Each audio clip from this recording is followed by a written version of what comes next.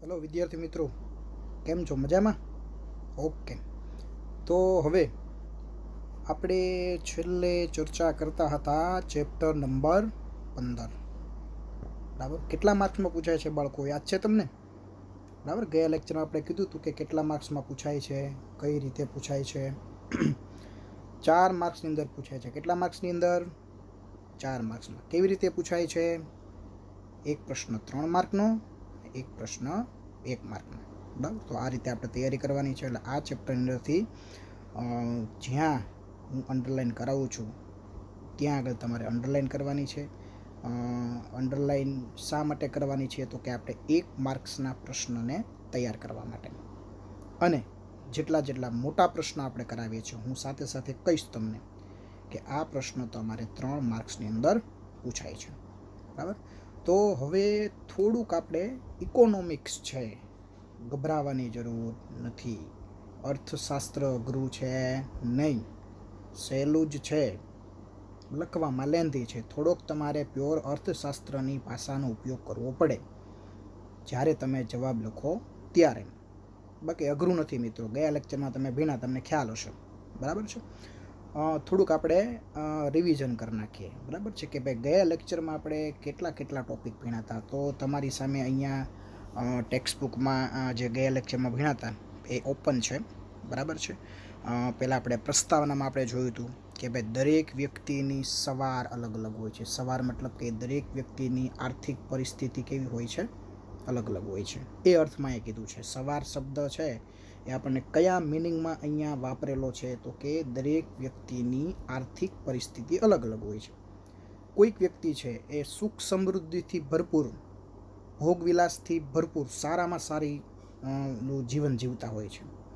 અને અમુક વ્યક્તિ એવા છે કે જેને પોતાની પ્રાથમિક, બરાબર, જેને પાયાની જરૂરિયાત કહેવાય, તો એ પાયાની જરૂરિયાત પૂરી કરવા માટે પણ ઘણો બધો શું કરવો પડે છે? સંઘર્ષ કરવો પડે છે. તો આ બંનેનું મુખ્ય કારણ કયું? કે ભાઈ ઘણા બધા લોકો પોતાની ફૂલ ફેસિલિટી છે એ ઉપયોગ કરીને જીવે છે, અને ઘણા બધા લોકો છે એને આપણે આપણી ભાષામાં ગરીબ કહીએ છીએ, કે જેને પોતાના જીવનમાં 3 ટાઈમ ખોરાક મેળવવા માટે પણ ઘણો બધો સંઘર્ષ કરવો પડે છે. તો આ બંનેનો તફાવત શું છે? તો આ બંનેનો તફાવત એ કોની પર આધાર રાખે છે? તો કે દેશના આર્થિક વિકાસ પર. બરાબર. એટલે સીધો આપણને પછી શું સમજાવ્યું હતું? આર્થિક વિકાસનો મિનિંગ, કે ભાઈ આર્થિક વિકાસ કોને કહેવાય. તો પછી આપણે આર્થિક વિકાસ એની આપણે સમજૂતી જોઈ હતી. બરાબર. જે તમે ટેક્સ્ટબુકમાં જોઈ શકો છો કે ભાઈ દુનિયાનો કોઈ પણ દેશ હોય, બરાબર, ભલે પછી એ વિકસિત હોય કે વિકાસશીલ હોય કે મધ્યમ વિકસિત દેશ હોય. બરાબર. તમે ધોરણ 9ની અંદર ચેપ્ટર નંબર 7ની અંદર, બરાબર, 3 કેટેગરી બની. આમ ખરેખર ઇકોનોમિક્સની દૃષ્ટિએ 2 જ કેટેગરી આવે. કોઈ પણ દેશ કાં તો વિકાસશીલ હોય કાં તો વિકસિત હોય. બરાબર. પણ આપણી રીતે આપણે વાત કરીએ તો દેશની આર્થિક પરિસ્થિતિ કોઈ પણ હોય. બરાબર. હંમેશા દેશ શું વિચારે? આપણો આર્થિક વિકાસ થવો જોઈએ. દેશની સરકાર શું વિચારે? આપણો આર્થિક વિકાસ થવો જોઈએ. તો આર્થિક વિકાસ એટલે શું? તો અહીંયા આપણને એવું કીધું છે કે ભાઈ દરેક દેશ વિકાસ માટે પ્રયત્ન કરે છે, આર્થિક વિકાસ માટે પ્રયત્ન કરે છે, પણ આર્થિક વિકાસ કોઈ પણ એક જ બાબત પર આધાર રાખતો નથી. બરાબર. સમજો મિત્રો, આ રિવિઝન છે હજી. ગયા લેક્ચરમાં બધું ડિટેલમાં ભણી ગયા. આર્થિક વિકાસ છે એ ઘણા બધા પાસા પર આધારિત છે. ઘણા બધા પાસામાં પરિવર્તન આવે ત્યારે આર્થિક વિકાસ થાય, અને આર્થિક વિકાસ થાય એટલે સમાજમાં શું આવે? પરિવર્તન આવે. લોકોનું જીવન ધોરણ કેવું આવે? ઊંચું આવે. બરાબર. લોકો વધારેમાં વધારે સારામાં સારી ફેસિલિટીથી જીવતા થાય. બરાબર. અને આર્થિક વિકાસ કહેવાય. હવે આર્થિક વિકાસ છે આપણે હમણાં કીધું કે ભાઈ ઘણા બધા પાસા પર આધારિત છે. તો અહીંયા મુખ્ય એના આપણે જોઈએ આમ તો 3 પાસા છે. બરાબર. કે ભાઈ આર્થિક વિકાસ ક્યારે થાય? તો ટૂંકમાં આપણે સમજી લઈએ કે ભાઈ કોઈ પણ દેશની સૌથી પહેલાં તો રાષ્ટ્રની આવકમાં વધારો થાય. રાષ્ટ્રની આવક વધે એટલે માથાદીઠ આવક વધે, અને માથાદીઠ આવક વધે એટલે લોકોના જીવન ધોરણમાં સુધારો થાય. બરાબર. અને આ 3 વસ્તુ થાય એટલે કોઈ પણ દેશનો આર્થિક વિકાસ થઈ રહ્યો છે એવું તમે કહી શકો. બરાબર. આટલી વસ્તુ આપણે જોઈ હતી. બરાબર. એની પછી આપણે જોયું હતું કે ભાઈ આર્થિક વિકાસ છે એમાં રાષ્ટ્રીય આવક એટલે શું, એના વિશે ચર્ચા કરી હતી. માથાદીઠ આવક એટલે શું એના વિશે ચર્ચા કરી હતી, લોકોનું જીવન ધોરણ એટલે શું એના વિશે ચર્ચા કરી હતી. ત્યાર પછીનો આપણે જોયો તો બીજો લેક્ચર. કેટલામો લેક્ચર જોયો તો આપણે? બીજો લેક્ચર. જો 2 લેક્ચર છે એનું પુનરાવર્તન. આ પહેલો લેક્ચર એવો છે કે ભાઈ ચેપ્ટરનું પહેલેથી હું તમને પુનરાવર્તન કરાવું છું.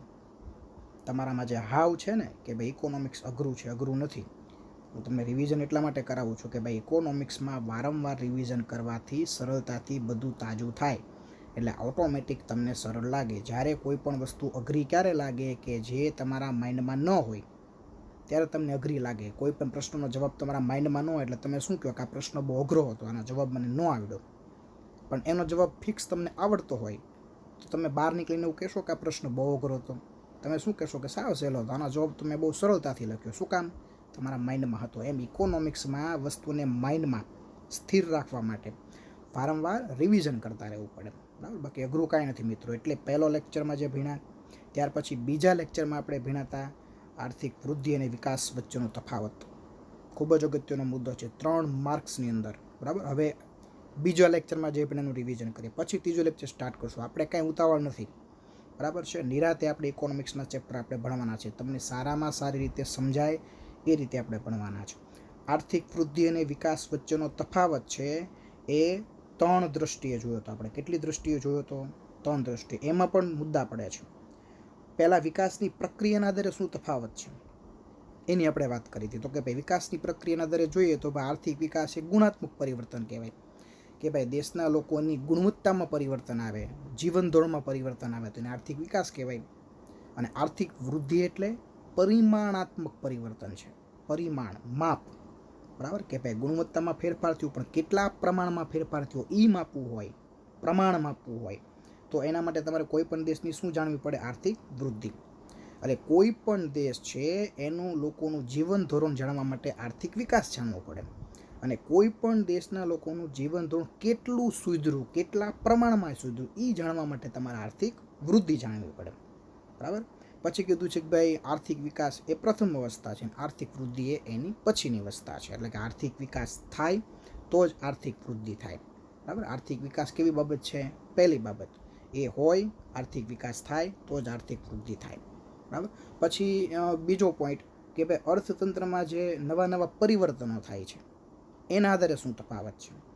તો આપણને એવું કીધું હતું કે ભાઈ અર્થતંત્રમાં નવા નવા કંઈક સંશોધન થાય અને એના કારણે જો ઉત્પાદન વધે તો એને આપણે શું કહી શકીએ? આર્થિક, એને કહેવાય વિકાસ, બરાબર? એમાં ઉદાહરણ આપણે આપ્યા હતા કે ભાઈ ખેતીમાં નવા નવા યંત્ર, રાસાયણિક ખાતર, નવું બિયારણ, એના કારણે ઉત્પાદન વધે. ઉદ્યોગોમાં નવા નવા ઉત્પાદન, નવી નવી ટેકનોલોજી, એના કારણે ઉત્પાદન વધે તો એને આર્થિક વિકાસ કહેવાય. પણ મૂળ ઉત્પાદનનું જે ક્ષેત્ર છે એનું પ્રમાણ વધે.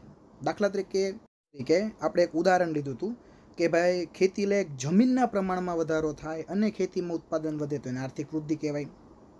ઉદ્યોગોના પ્રમાણ વધે, ઉદ્યોગોની સંખ્યા વધે અને ઉત્પાદન વધે તો એને પણ આપણે શું કહીએ? આર્થિક વૃદ્ધિ કહીએ, બરાબર? જો ટેકનોલોજીના કારણે ઉત્પાદન વધે તો એને આર્થિક વિકાસ કહેવાય. પણ મૂળ જે ઉત્પાદનનું ક્ષેત્ર છે, જ્યાંથી ઉત્પાદન થાય છે, એના સ્ત્રોતો છે, એનું પ્રમાણ વધે એટલે એને આર્થિક વૃદ્ધિ કહેવાય, બરાબર છે? અર્થતંત્રના જે પરિવર્તન છે એના આધારે આપણે જોયું. હવે એની પછીનો જે મુદ્દો છે એ આપણે જોયો તો વિકસિત દેશ અને વિકાસશીલ દેશ, એના આધારે. તો એમાં આપણે એવું જોયું હતું ભાઈ વિકસિત દેશ હોય, બરાબર, એમાં ઉત્પાદન વધે તો એને આર્થિક વૃદ્ધિ કહેવાય. અને ભારત જેવો વિકાસશીલ દેશ હોય એમાં ઉત્પાદનમાં વધારો થાય, બરાબર, તો એને કહી શકાય આર્થિક વિકાસ કહેવાય, બરાબર? મિત્રો આપણા દેશમાં ઉત્પાદનમાં વધારો થાય ને તો ભારતમાં આર્થિક વૃદ્ધિ થઈ રહી છે એવું આપણે ન કહી શકીએ. આપણે કયો શબ્દ વાપરવો પડે? ભારતનો આર્થિક વિકાસ થઈ રહ્યો છે. પણ અમેરિકાના ઉત્પાદનમાં વધારો થાય તો શું શબ્દ વપરાય? અમેરિકાની આર્થિક વૃદ્ધિ થઈ રહી છે, બરાબર? આ અગત્યનો 3 માર્ક્સનો તફાવત આપણો પૂરો થઈ ગયો. પછી વિકાસશીલ અર્થતંત્રના લક્ષણો જોયા હતા કે ભાઈ જે દેશની માથાદીઠ આવક વિશ્વ બેંકે 2004માં નક્કી કર્યું કે જે દેશની માથાદીઠ આવક $735 કરતાં ઓછી હોય અથવા તો એટલી હોય, $735 હોય અથવા તો એના કરતાં ઓછી હોય તો એને વિકાસશીલ દેશ કહેવાય. અને જે દેશની માથાદીઠ આવક $735 કરતાં વધારે હોય તો એને કેવા દેશ કહેવાય? તો કે વિકસિત દેશ કહેવાય. બરાબર. હવે પછી આપણને અહીંયા લક્ષણો આપ્યા છે કે ભાઈ જે દેશ વિકાસશીલ હોય તો એમાં તમને કેવા કેવા લક્ષણો જોવા મળે. બરાબર. હવે આપણો ભારત દેશ છે બાળકો, તમને ખબર છે વિકાસશીલ છે એટલે એનો મતલબ શું થયો કે આપણી જે માથાદીઠ આવક છે એ કેટલી હશે? $735 કરતાં ઓછી હશે. તો આમાં જેટલા લક્ષણો છે ને એ બધા આપણને લાગુ પડે. તો હવે આપણે વિકાસશીલ અર્થતંત્રના લક્ષણો જોઈએ. એમાં સૌથી પહેલાં નીચી માથાદીઠ આવક આપણે જોયું હતું કે ભાઈ જે દેશની રાષ્ટ્રીય આવક ઓછી એની માથાદીઠ આવક ઓછી. બરાબર. શું કામ? તો કે ભાઈ જે દેશમાં વસ્તી વૃદ્ધિ વિકાસશીલ દેશમાં વધારે હોય એટલે રાષ્ટ્રની આવક ઓછી આવે, અને વસ્તી વૃદ્ધિ વધારે હોય એટલે માથાદીઠ આવક ઓછી આવે, અને માથાદીઠ આવક ઓછી આવે એટલે લોકોનું જીવન ધોરણ કેવું હોય? તો કે નીચું હોય. આ પહેલું લક્ષણ આપણે જોયું હતું. બીજું લક્ષણ વસ્તી વૃદ્ધિ આપણે જોયું હતું કે ભાઈ જે દેશ વિકાસશીલ હોય એનો વસ્તી વૃદ્ધિનો દર ઓછામાં ઓછો 2% હોય. ઓછામાં ઓછો 2%થી વધારે હોય, પણ ઓછામાં ઓછો કેટલા ટકા હોય? 2% હોય. બરાબર. એવું આપણે જોયું હતું.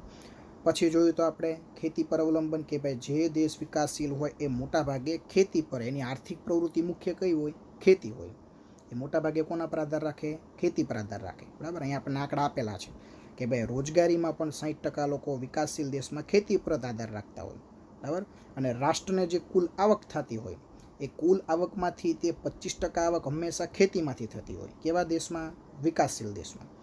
અહીંયા સુધી આપણે બીજા લેક્ચરની અંદર આપણે ચર્ચા કરી હતી. હવે આપણે એની પછીની જે ચર્ચા છે એ આપણે હવે કરીએ છીએ.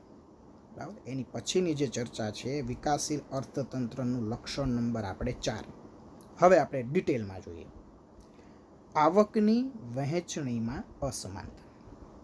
જો મિત્રો, જે દેશ વિકાસશીલ હોય એ દેશની જે રાષ્ટ્રીય આવક હોય એની વહેંચણી છે એ અસમાન હોય. બરાબર. વહેંચણી કેવી હોય? અસમાન હોય. દાખલા તરીકે તમને એક ઉદાહરણ આપીએ કે ભાઈ આપણા ઘરમાં માનો કે 3 બાળકો છે. બરાબર. હવે તમારા ફાધર છે, 3 બાળકો છે, એના મમ્મી પપ્પા છે. બરાબર. દિવાળીની ખરીદી કરવા માટે 3 બાળકો માટે પૈસા આપે છે. હવે એમાં તમે વિચાર કરો કે ભાઈ 3 બાળકોમાં બહુ એજ ડિફરન્ટ નથી.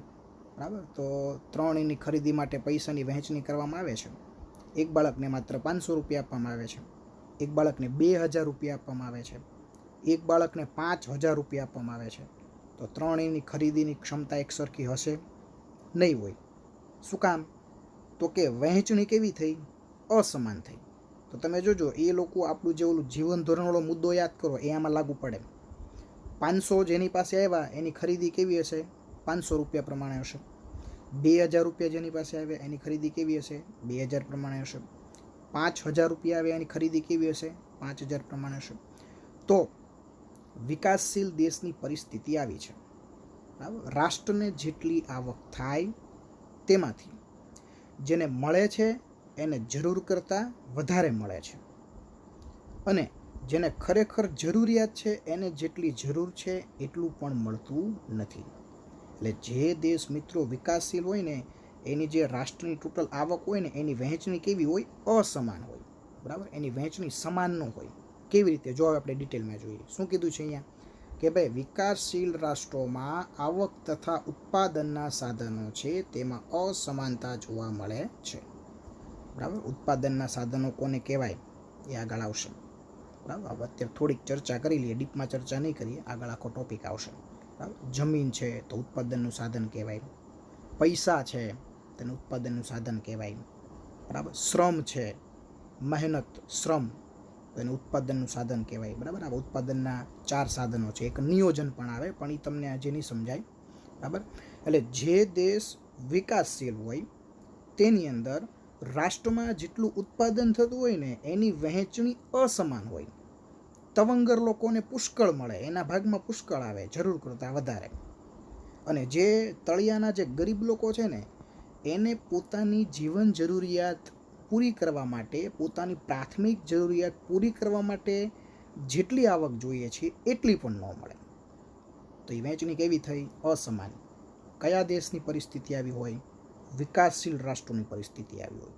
બરાબર. અહીંયા આપણને આંકડાકીય માહિતી સાથે આપ્યું છે. જો અહીંયા આપણને શું કીધું છે જો કે ભાઈ આ અસમાનતા ગામડામાં અને શહેરમાં બંને વિસ્તારમાં જોવા મળે, બરાબર. માત્ર એવું નથી કે ભાઈ આ ગામડામાં જ જોવા મળે, ગામડામાં ગરીબી વધારે છે એટલે શહેરમાં ન જોવા મળે, બરાબર. કારણ કે શહેરમાં તમે જો રોજગારીના સાધનો ગામડા કરતાં વધારે હોય, બરાબર. શહેરમાં ગામડા કરતાં સાક્ષરતાનું પ્રમાણ થોડુંક વધારે હોય, બરાબર. તો આ અસમાનતા શહેરમાં ઓછી હશે, ગામડામાં વધારે હશે એવું નથી.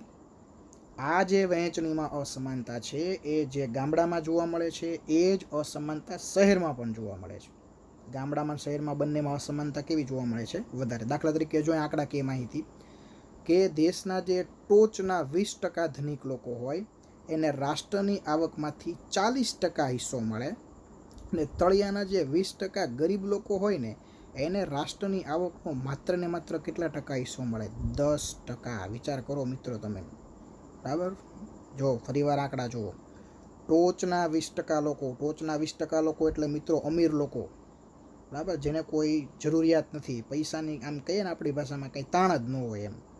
તો એવા ટોચના જે ધનિક લોકો છે ને, આખા રાષ્ટ્રની આપણી ટોટલ આવક હોય ને એમાંથી એ ટોચના જે 20% લોકો એવા છે ધનિક લોકો કે એને 40% હિસ્સો મળે, જેને ખરેખર 40%ની જરૂર નથી. અને ઓલા તળિયાના બચારા 20% ગરીબ લોકો, બરાબર. ગરીબ કોને કહેવાય? તો કે જે પોતાની પ્રાથમિક જરૂરિયાત પણ પૂરી કરી શકે. એની પ્રાથમિક જરૂરિયાત કેટલી છે? 5. લગભગ આગળ ચર્ચા કરી હતી આપણે એની, બરાબર. એક મૂવીના નામ ઉપરથી આપણે ચર્ચા કરીએ. રોટી, કપડાં, મકાન, શિક્ષણ અને આરોગ્ય. રોટી એટલે કે ખોરાક, કપડાં એટલે કે વસ્ત્ર, મકાન એટલે કે આવાસ, ખોરાક, બરાબર, પછી આવાસ, બરાબર, વસ્ત્ર, શિક્ષણ અને આરોગ્ય. 5 જરૂરિયાતમાંથી કોઈ પણ માનો કે એક જરૂરિયાત પણ પૂરી ન થતી હોય તો એને ગરીબ કહેવાય. તો આપણા દેશમાં એવા 20% એવા ગરીબ લોકો છે કે જેને રાષ્ટ્રની આવક ભલે ગમે એટલી થાય એના ભાગે માત્ર ને માત્ર કેટલા ટકા આવે છે? હિસ્સો 10% હિસ્સો આવે છે. તો મિત્રો ખરેખર જો ઊંધું હોવું જોઈએ. આ 40% જે છે ને એ ઓલા ગરીબને મળવું જોઈએ, રાષ્ટ્રની આવકમાંથી 40% હિસ્સો એને મળવો જોઈએ અને 10% ઓલા લોકોને મળવો જોઈએ, બરાબર. પણ તમે વિચાર કરો કે આ પરિસ્થિતિના કારણે જ દેશમાં એવું કહેવાય છે કે અમીર લોકો જે છે એ વિકાસશીલ રાષ્ટ્રમાં ધીમે ધીમે વધારેમાં વધારે અમીર બનતા જાય છે, અને ગરીબ લોકો ધીમે ધીમે કેવા બનતા જાય છે? ગરીબ બનતા જાય છે. આ મુદ્દો આપણને સમજાવે છે. શું કામ એવું થાય છે? ગરીબ લોકો વધારે ગરીબ બને છે, અમીર લોકો વધારે અમીર બને છે? તો કે રાષ્ટ્રની જે આવક ટોટલ દેશની છે એની વહેંચણી કેવી છે? અસમાન છે. જેને જરૂર નથી એને રાષ્ટ્રની આવકમાંથી વધારે હિસ્સો મળે છે, અને જેને ખરેખર જરૂર છે તેને રાષ્ટ્રની આવકમાંથી હિસ્સો સાવ ઓછો મળે છે, કે જે પોતાની પ્રાથમિક જરૂરિયાત પણ પૂરી કરી શકતા નથી. સમજાઈ ગયો લક્ષણ મિત્રો? કે ભાઈ જે દેશ વિકાસશીલ હોય એની રાષ્ટ્રની આવક કેવી હોય? વહેંચણી અસમાન હોય. રાષ્ટ્રની આવકની વહેંચણી કેવી રીતે? તો કે ટોચના 20% લોકો એને માત્ર 40% એને 40% હિસ્સો મળે છે, અને તળિયાના 20% ગરીબ લોકો જેને માત્ર 10%. આંકડાકીય માહિતી ટીક કરી નાખજો, યાદ રાખવાની છે. પછીનું લક્ષણ જોઈએ, લક્ષણ નંબર 5. જે રાષ્ટ્ર વિકાસશીલ હોય, બેરોજગારીનું પ્રમાણ એ રાષ્ટ્રમાં કેવું હોય? વધારે. ઉદાહરણ આપણું ભારત. તાણ જ નથી કાંઈ બેકારોની, બરાબર. બેરોજગારીની કાંઈ તાણ જ નથી, બરાબર. એના આંકડા તમે જુઓ તો તમને એમ થાય કે ભારતમાં ઓહો આટલી બધી બેકારી, બરાબર. આગળ તમારે આવશે આંકડા, બરાબર. ગરીબીના આંકડા પણ આવશે, બેકારીના. એ આંકડા તો જૂના થઈ ગયા, અત્યારના નવા અપડેટ આંકડા તેના કરતાં વધારે છે. એટલે જે રાષ્ટ્ર વિકાસશીલ હોય તેમાં બેરોજગારીનું પ્રમાણ પણ વધારે હોય. હવે કેટલું હોય, કેવી રીતે હોય એ જોઈએ આપણે. હવે આમાંથી જો કે ભાઈ બેરોજગારી એ વિકાસશીલ દેશનું મહત્વનું લક્ષણ ગણી શકાય છે, બરાબર. હવે તમને આમાંથી એવો પ્રશ્ન પૂછાય, બરાબર, 1 માર્કમાં, કે ભાઈ વિકાસશીલ રાષ્ટ્રના લક્ષણોમાંથી સૌથી મહત્વનું લક્ષણ કયું? શું આવે જવાબમાં? બેરોજગારી. કોઈ પણ વ્યક્તિ બેરોજગાર બને. બેરોજગારનો બીજો મિનિંગ થાય બેકારી, બરાબર. ઘણી જગ્યાએ બેકારી એવો શબ્દ લખેલો હોય એટલે બેનો મતલબ એક જ થાય, બરાબર. બેકારી આવે ને પછી ગરીબી આવે, બરાબર. હવે જો બેકારી એટલે શું? ઘણા બધા વ્યક્તિ કંઈ કામ ન કરતા હોય ને તો આપણે એમ કહીએ આ બેકાર છે, પણ બેકારી બધા વ્યક્તિને બેકાર ન કહેવાય, બરાબર. આપણી ભાષામાં કહીએ તો ઇકોનોમિક્સની ભાષામાં બેકારી એટલે શું? જે વ્યક્તિ કામ મેળવવાનો પ્રયત્ન કરે છે, જે વ્યક્તિમાં કામ કરવાની લાયકાત છે, જે વ્યક્તિ બજારમાં જે ટૂંકમાં જેને કહેવાય ને આપણે કે ભાવ હોય, બરાબર, મજૂરી કહીએ અથવા તો પગાર કહીએ, જે કહીએ એ ભાવે કામ કરવા માટે વ્યક્તિ સંપૂર્ણપણે તૈયાર છે, કામ ગોતે પણ છે, પણ તેને કામ મળતું નથી, તો એ વ્યક્તિને બેકાર કહેવાય. એટલે એનો મતલબ શું થયો સાદી ભાષામાં, કે વ્યક્તિ પોતે કામ કરવા માટે સંપૂર્ણ તૈયાર છે પણ વ્યક્તિને કામ મળતું નથી, તો એને બેકાર કહેવાય. પછી ઘણા બધા લોકોને કામ મળતું હોય અને પોતે જો પોતાની આળસના કારણે, પોતાના શરીરની કોઈ ખામીના કારણે, બરાબર, કામ કરવા પોતે તૈયાર ન હોય, તો એને બેકાર ન કહેવાય. એ બેકારીની વ્યાખ્યામાં આવતા નથી. એટલે અહીંયા બેકારી એટલે શું એ સમજવું પાછું જરૂરી છે. ડિટેલમાં આપણે આખું ચેપ્ટર આવશે ગરીબી અને બેરોજગારી, એમાં જોશું આપણે આગળ, બરાબર. આના પછી ત્રીજું ચેપ્ટર આવશે, બરાબર, 17મું ચેપ્ટર, એમાં આપણે આગળ જોશું.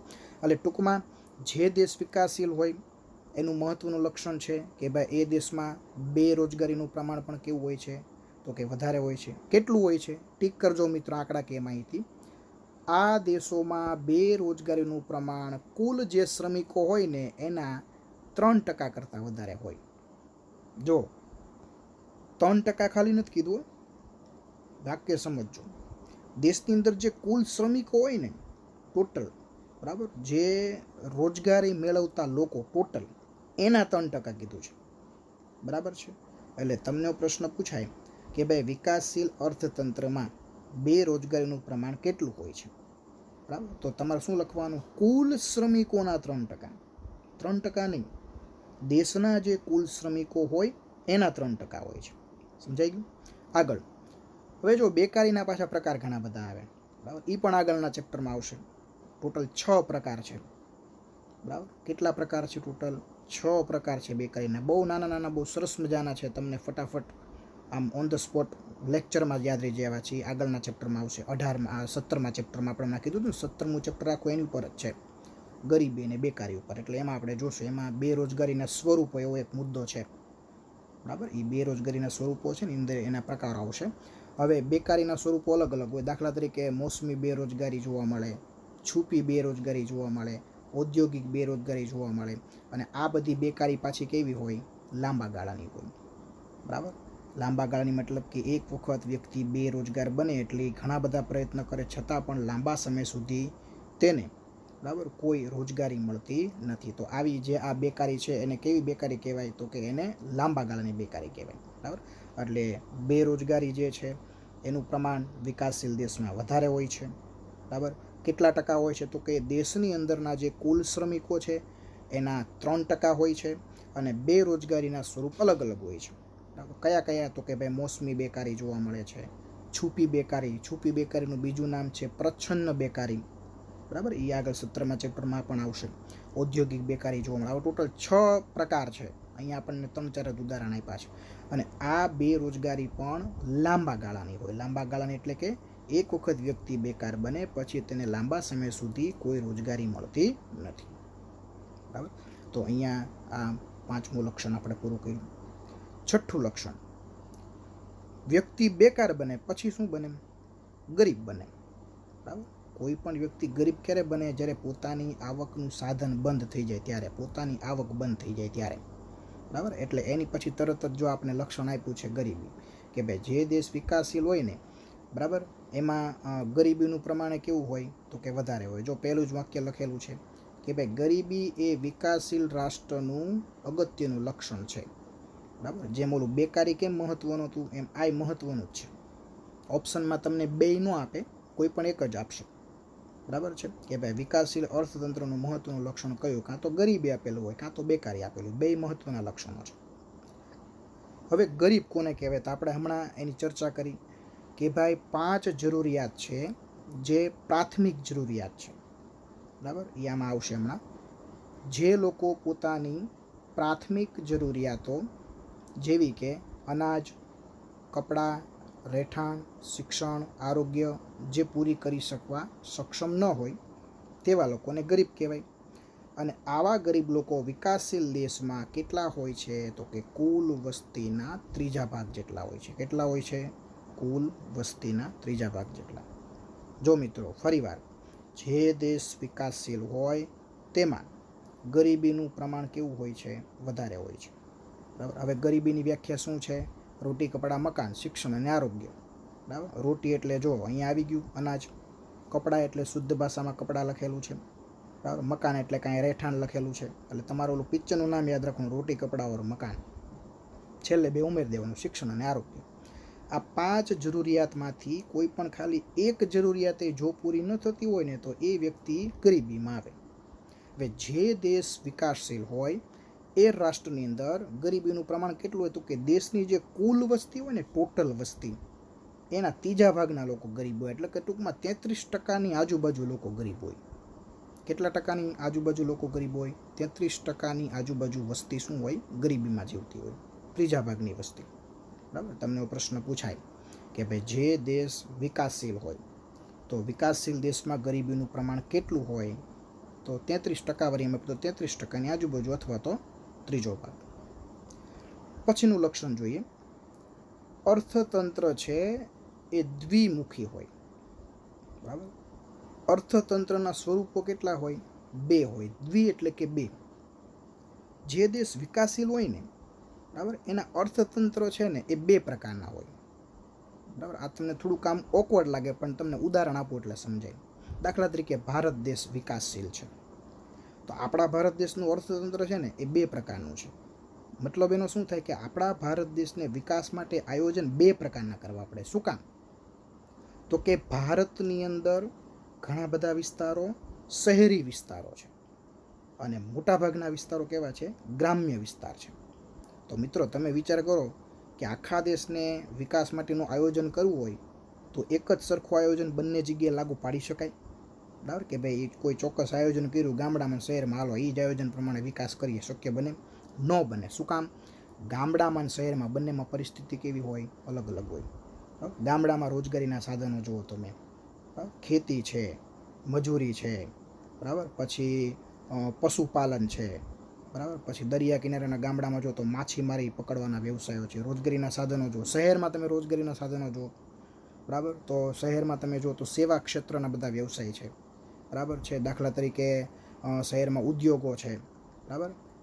શિક્ષણની એ જ રીતે વાત કરું તો ગામડાનું શિક્ષણ પછાત છે, શહેરમાં શિક્ષણ છે એ કેવું છે તો કે સાક્ષરતાનું પ્રમાણ વધારે છે, શિક્ષણની સુવિધાઓ સારી છે. આરોગ્યની વાત કરો, આરોગ્ય લેવલે ગામડાઓ હજી નબળા પડે છે, શહેરોમાં આરોગ્યની સુવિધા કેવી છે તો કે સારી છે. તો સરકારને આયોજન વિકાસ માટે બંને માટે કેવા કરવા પડે? અલગ અલગ કરવા પડે. સમજાય છે કે નહીં? ગામડાના વિકાસ માટે અલગ આયોજન કરવું પડે અને શહેરના વિકાસ માટે આયોજન કેવું કરવું પડે? અલગ. ક્યાં આવી પરિસ્થિતિ જોવા મળે? જે દેશ વિકાસશીલ હોય એમાં. વિકસિત દેશમાં એવું ન હોય. અમેરિકા છે, અમેરિકામાં તમે વિચાર કરો, ગમે ત્યાં તમે ફરો, ક્યાંય તમને એવું ભેદભાવ ન લાગે કે આ ગામડું છે ને આપણે શહેરમાં આવ્યા ને આપણે ગામડે, આપણે એમ ક્યાં અમે ગામડે ગયા હતા. અમેરિકામાં કોઈ એવું ન કે એમ ગામડે ગયા હતા એમ, બરાબર. કારણ કે ત્યાં મોટા ભાગે શું છે, બધું વિસ્તાર એક સરખો જ તે, બરાબર. સરકાર આયોજન કરે એ એક જ કેન્દ્રીય આયોજન હોય, તે આખા અમેરિકામાં એક સરખું લાગુ પડે. મતલબ કે વિકાસ માટેની તક બધાને કેવી મળે? એક સરખી મળે, બરાબર. જ્યારે જે દેશ વિકાસશીલ હોય ત્યાં ગ્રામ્ય વિસ્તાર હોય અને શહેરી વિસ્તાર હોય, એટલે વિકાસ માટે આયોજનો કેવા કરવા પડે? અલગ અલગ કરવા પડે. એટલે અહીં કીધું છે કે ભાઈ અર્થતંત્રનું સ્વરૂપ કેવું હોય? દ્વિમુખી હોય, બરાબર. હવે એ જ વસ્તુ જો આપણે આમાં સમજીએ કે ભાઈ વિકાસશીલ દેશમાં અર્થતંત્રનું સ્વરૂપ દ્વિમુખી હોય છે. એક બાજુ ગામડામાં પછાત ખેતીની પદ્ધતિ હોય, જૂની પુરાણી યંત્ર સામગ્રી હોય, ખેતી હોય, ખેતીમાં યંત્રો કેવા હોય તો કે જૂના હોય, બળદગાડા વડે હજી તો ખેડતા હોય ખેતર. આધુનિક ઘણા બધા ગામડામાં તો યંત્ર એનો આવ્યો હોય. પછી સામાજિક માળખું પણ તમે જો, મેઇન પોઈન્ટ આ, જ્યાં સુધી સમાજ પછાત હોય ને ત્યાં સુધી દેશનો આર્થિક વિકાસ કોઈ પણ સંજોગોમાં ન થાય. દેશ ગમે એવો પ્રયત્ન કરે, સરકાર ગમે તેવો પ્રયત્ન કરે. અને સામાજિક પછાતપણું દૂર કરવું હોય ને મિત્રો તો સાક્ષરતાનું પ્રમાણ વધવું જોઈએ, બરાબર. તો તમે જો ગામડામાં રૂઢિચુસ્તતા, સામાજિક પછાતપણું વધારે જોવા મળે. શહેરમાં આ બધું વસ્તુ કેવી જોવા મળે? ઓછી જોવા મળે, બરાબર. બીજી બાજુ હવે તમે શહેરની વાત કરો તો શહેરી વિસ્તારમાં તમે જો તો ત્યાં આગળ આધુનિક ઉદ્યોગો જોવા મળે, નવી નવી ઉત્પાદન પદ્ધતિ જોવા મળે, આધુનિક યંત્ર, લોકોની જીવનશૈલી પણ કેવી જોવા મળે? વૈભવી જોવા મળે. વૈભવી જીવન આપણે જીવતા હોઈએ, બરાબર. સરસ મજાનું અઠવાડિયામાં એકવાર આપણે મૂવી જોવા જઈએ, ગામડામાં મૂવી જોવા જાય, બરાબર. એને જવું હોય તો એને અમુક સમય કાઢીને અમુક સમય પછી જવું પડે. આપણે જેમ અઠવાડિયામાં 2 વાર ન જઈએ કે, બરાબર. આપણે જેવું વૈભવી જીવન એ લોકો ન જીવી શકે. બરાબર. સામાજિક એની પરિસ્થિતિ જે છે, માનસિક પરિસ્થિતિ છે, એ આપણા કરતાં કેવી હોય? રૂઢિચુસ્ત હોય. બરાબર. ઘણી બધી બાબતમાં ગ્રામ્ય વિસ્તાર આપણા કરતાં કેવો હોય? શહેરી વિસ્તાર કરતાં કેવો હોય? પછાત હોય. એટલે સરકારને આયોજન કેટલા કરવા પડે? 2 પ્રકારે કરવા પડે. એટલા માટે જે દેશ વિકાસશીલ હોય એનું અર્થતંત્ર દ્વિમુખી હોય, આયોજન 2 પ્રકારના સરકારને કરવા પડે. એટલે આ મુશ્કેલીને કારણે જ દેશનો વિકાસ કેવો થાય છે? ઓછો થાય છે. મતલબ કે આ બાબત જે છે એ દેશના વિકાસ માટે કેવી સાબિત થાય છે? અવરોધક સાબિત થાય છે. સમજાઈ ગયો મિત્રો કે ભાઈ જે દેશ વિકાસશીલ હોય એનું અર્થતંત્ર કેવું હોય? તો કે દ્વિમુખી હોય. 8મો મુદ્દો, બરાબર, મેઇન વસ્તુ.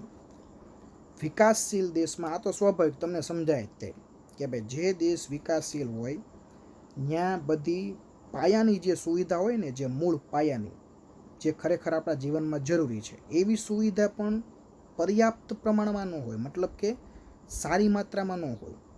એ સુવિધા કેવી હોય? ઓછા પ્રમાણમાં હોય. દાખલા તરીકે જો અહીંયા આપણને ઉદાહરણ આપ્યા છે, બરાબર, કે ભાઈ વિકાસશીલ દેશમાં જે અનિવાર્ય પાયાની જે સુવિધા કે જે આપણા જીવનમાં ખરેખર જરૂરી છે, દાખલા તરીકે શિક્ષણ છે, પછી વાહન વ્યવહાર છે, સંદેશા વ્યવહાર છે, વીજળી, આરોગ્ય, બેન્કિંગ, બરાબર, આ બધાનો વિકાસ કેવો હોય? ઓછો હોય. બરાબર. જ્યારે વિકસિત દેશ છે એમાં આ બધી સુવિધા કેવી હોય? પર્યાપ્ત માત્રામાં હોય. બરાબર. તમે અમેરિકા છે, જેટલા વિકસિત દેશો છે એના તમે વાહન વ્યવહારના સાધનો જુઓ, કેટલા અપ ટુ ડેટ, આધુનિક, બરાબર, કેટલા સરસ મજાના તમે જુઓ. બરાબર. ઘણા બધા કન્ટ્રી એવા છે કે અહીંયા ઇલેક્ટ્રિક કાર રેગ્યુલર થઈ ગયા, જે આપણા ભારતમાં આવી નથી. બરાબર. અમુક વાહન વ્યવહારની સુવિધાઓ તમે ઘણી બધી જગ્યાએ જુઓ, સરસ મજાની. જાપાન તમે જુઓ. એ સિવાય ઘણા બધા વિકસિત દેશ પણ તમે જુઓ. બરાબર. પછી ઘણા બધા દેશની આરોગ્યની સુવિધા તમે જુઓ. બરાબર. ઇટાલી છે દાખલા તરીકે, આરોગ્યમાં તમે જો એનો નંબર આવે. ત્યારે ભારત દેશ તો કે આરોગ્યની સુવિધા કેવી છે? પર્યાપ્ત માત્રામાં. બરાબર. ઘણા બધા ઈલાજ માટે આપણા ઘણા બધા લોકો એટલા માટે તે ક્યાં જાય છે? બીજા દેશમાં જાય છે. એટલે આ તો ઉદાહરણ આપણે આપ્યા. બાકી તમે વીજળીની સેવા જુઓ, વાહન વ્યવહારની સેવા જુઓ, બેન્કિંગની સેવા તમે જુઓ. અહીંયા માણસો આપણા લાઇનમાં ઊભા હોય. બરાબર. સવારે પૈસા જમા કરાવવા જાય તો સાંજે ઉપાડવાનો ટાઈમ થાય ત્યારે તો વારો આવે, ત્યાં તો ઉપાડવાનો હોય એટલે જમા કરાવવાના, દીધ પૈસા પાછા લઈને વહી આવવાના. બરાબર. ઓનલાઈન સિસ્ટમ જેવું હોય પણ લોકોની માનસિકતા, સાક્ષરતાનું પ્રમાણ કેવું છે? ઓછું છે. બેન્કિંગ સુવિધા કેવી છે? ઓછી છે. ત્યારે અમેરિકામાં તમે જુઓ સિસ્ટમ, બધી ઓનલાઈન સિસ્ટમ, બેન્કિંગ વ્યવહાર તમે જો આખો એ લોકોનો. એટલે આ બધી વસ્તુમાં તમે જુઓ તો જે ખરેખર આપણી મૂળભૂત જરૂરિયાત છે, જે રોજિંદા વ્યવહારમાં આપણે ઉપયોગ કરીએ છીએ, એવી બધી જે સેવા અને સુવિધાઓ છે એનું પ્રમાણ હંમેશા વિકાસશીલ દેશમાં ઓછું જોવા મળે. 8મું લક્ષણ છે. અને વિકસિત દેશમાં આ બધી જરૂરિયાતો છે એ કેવી જોવા મળે? પર્યાપ્ત માત્રામાં. પર્યાપ્ત માત્રામાં એટલે મતલબ શું થાય? પૂરતા પ્રમાણમાં. લોકોને બધી સુવિધા મળે, કોઈ લોકોને તકલીફ પડે નહીં. ત્યાં લોકોને કોઈને લાઇનમાં ઊભો રહીને બેંકમાં જરૂર પડે નહીં. હવે લાસ્ટ લક્ષણ છે આપણું, 9મું લક્ષણ. બરાબર. આંતરરાષ્ટ્રીય વ્યાપારનું સ્વરૂપ. બરાબર મિત્રો, જે દેશ વિકાસશીલ હોય ને એનો આંતરરાષ્ટ્રીય વ્યાપાર હંમેશા નબળો જોઈએ. ગમે એટલો દેશ વ્યાપાર કરે, કોઈ દી નફો મળે નહીં, ઉલટાની ખોટ આવે, પૈસા દેવાના નીકળતા હોય. બરાબર. જ્યારે વિકસિત દેશ હોય ને એનું આંતરરાષ્ટ્રીય વ્યાપારનું સ્વરૂપ કેવું હોય? સારું હોય. મતલબ કે પોઝિટિવ હોય. બરાબર. એને સામેવાળા દેશ પાસેથી પૈસા સાદી ભાષામાં કહીએ તો લેવાના નીકળતા હોય. કારણ કે વિકાસશીલ દેશ વ્યાપાર કરે, શેનો વ્યાપાર કરે? વધીને ખેતી લાયક ચીજ વસ્તુ હોય, કાચી ખનીજો હોય, બરાબર, કાચી ધાતુ હોય. હવે એમાંથી પૈસા કેવા મળે? ઓછા મળે. જ્યારે એની સામે વિકાસશીલ દેશ ખરીદી શું કરતી હોય? સામેવાળા દેશ પાસેથી, વિકસિત દેશ પાસેથી મોંઘા યંત્ર, મોંઘી ટેકનોલોજી, એના પૈસા પુષ્કળ દેવાના નીકળતા હોય. એટલે ઉદાહરણ તરીકે આપણે 5 રૂપિયાની ખરીદી કરીએ તો 5 રૂપિયાની વસ્તુ આપણે વેચીએ તો સામે ઓલા પાસેથી 10 રૂપિયાની વસ્તુ આપણે ખરીદીએ તો ઉલટાનું 5 રૂપિયાનું શું થયું? આપણી ઉપર લેણું થયું. આવી પરિસ્થિતિઓ વિકાસશીલ દેશ. બરાબર. જો આમાં ડિટેલમાં જોઈએ આપણે, વિકાસશીલ દેશોમાં વિદેશ વ્યાપારનું માળખું અલગ જોવા મળે છે. આ દેશમાં મુખ્યત્વે કૃષિ પેદાશ, બગીચા પેદાશ, કાચી ધાતુ. બરાબર. જે દેશ વિકાસશીલ હોય એ કઈ વસ્તુ વેચે બીજાને? તો કે બગીચામાં ઉત્પન્ન થતી વસ્તુ, ખેતીમાં ઉગતી વસ્તુ, કાચી ધાતુઓ. કારણ કે આ બધામાંથી દેશ આગળ હોય એટલે જે વિકાસશીલ હોય. જો ઉદ્યોગોમાં આગળ હોય તો વિકસિત ન હોય. બરાબર. એટલે આ બધી વસ્તુ વેચે. હવે આ બધાની માંગ કેવી હોય? ઓછી. એટલે આ બધાના ભાવે કેવા મળે? ઓછા. એટલે વિકાસશીલ રાષ્ટ્ર છે ને એ આ બધાનો ગમે એટલો વ્યાપાર કરે, એને કોઈ દી નફો મળે નહીં, એને વધારે પૈસા મળે નહીં. અને એની સામે એ લોકો જે છે એ આયાત શું કરે છે? તો કે આયાત કરે છે ઔદ્યોગિક પેદાશ અને યંત્ર સામગ્રી. કારણ કે પોતાનો દેશ વિકાસશીલ છે એટલે મોંઘા મોંઘા ટેકનોલોજીવાળા યંત્ર ન બનતા હોય, કારણ કે ઉદ્યોગની પરિસ્થિતિ નબળી હોય દેશની અંદર, એટલે ક્યાંથી લાવવું પડે? વિકસિત દેશ પાસેથી લાવવું પડે. ટેકનોલોજી સારી સારી ન હોય વિકાસશીલ હોવાના કારણે, એટલે ક્યાંથી લાવવું પડે? વિકસિત દેશ પાસેથી લાવવું પડે. હવે આના પૈસા કેવા ચૂકવવા પડે? પુષ્કળ.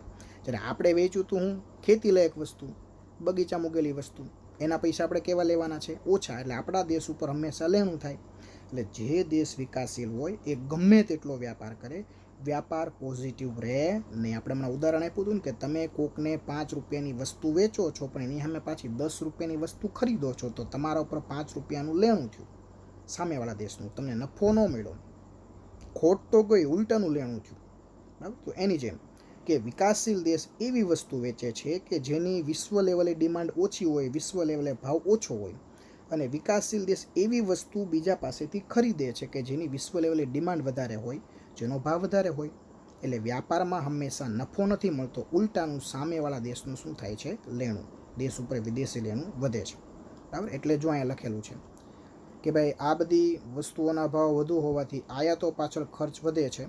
આમ વિકાસશીલ રાષ્ટ્રો માટે વિદેશ વ્યાપાર પ્રતિકૂળ રહેવાથી દેશ ઉપર વિદેશી લેણું વધે છે. વિદેશી વ્યાપાર છે એ વિકાસશીલ રાષ્ટ્ર માટે અનુકૂળ નથી. કેવો છે? પ્રતિકૂળ છે. અનુકૂળ એટલે ફાયદાકારક અને પ્રતિકૂળ એટલે કે નુકસાનકારક. બરાબર? તો અહીંયા આગળ આ ટોટલ 9 લક્ષણો પૂરા થયા. જો અહીંયા આપણને આપેલું છે કે આમ વિકાસશીલ દેશોમાં મુખ્યત્વે ઉપરના લક્ષણો જોવા મળે છે. ભારત વિકાસશીલ રાષ્ટ્ર હોવાથી ઉપરના લક્ષણો ઓછા અંશે ભારતને વત્તા ઓછા અંશે લાગુ પડે છે. પણ વત્તા ઓછા અંશે અહીંયા ભલે લખ્યું, પણ હું તો એમ કહું છું કે બધા લાગુ પડે છે. બરાબર? તમે આમાં ભીણા, આમાંથી તમને એક એવું લક્ષણ એવું લાગે છે કે આપણા દેશમાં લાગુ ન પડતું હોય? બરાબર? બધા લક્ષણો આપણને લાગુ પડે જ છે. વત્તા ઓછા પ્રમાણમાં નહીં, પણ પૂરતા પ્રમાણમાં આ બધા લક્ષણો આપણને લાગુ પડે છે. અહીંયા આગળ વિકાસશીલ અર્થતંત્રના આ જે 9 લક્ષણો છે એ પૂરા થઈ જાય છે. ફરીવાર જો મેઇન પહેલાં તો તમારે લક્ષણોના તમારે નામ યાદ રાખવા પડશે. બરાબર?